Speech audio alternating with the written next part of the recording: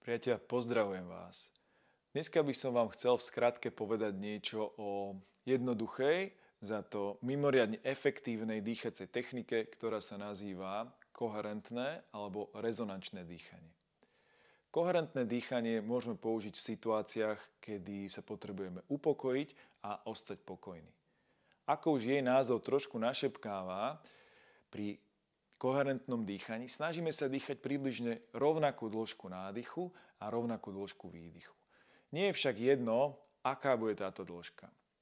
Ide približne o 5,5 až 6 sekundy nádych a 5,5 až 6 sekundy výdych. Dýchame harmonicky, kontinuálne v jednom peknom cykle, čiže nerobíme medzi nádychom a výdychom nejaké výrazné pauzy, ale nádych sa pekne plynule preleje do výdychu, výdych do nádychu a tak ďalej. Technika funguje na princípe, že nám v tele stimuluje dva veľmi dôležité nervy, a to sú frenický nerv, ktorý kontroluje našu bránicu, a potom je to tzv.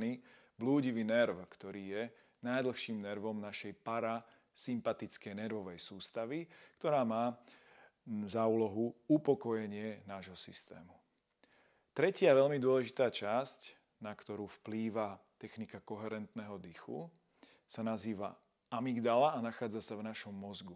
Amygdala má na starosti spracovávanie emócií a hovorí sa, že hlavne vyhodnocuje a vysiela odpoveď stresu, úzkosti, obáv. Činnosť tohto centra sa dýchaním upokojuje a stišuje.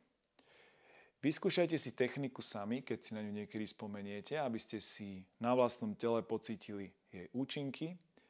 A ak by vás zaujímalo na tému dýchania a pranajamy niečo viacej, tak na túto tému pravidelne robím kurzy, workshopy, alebo na jeseň mám v pláne usporiadať online kurz pranajamy.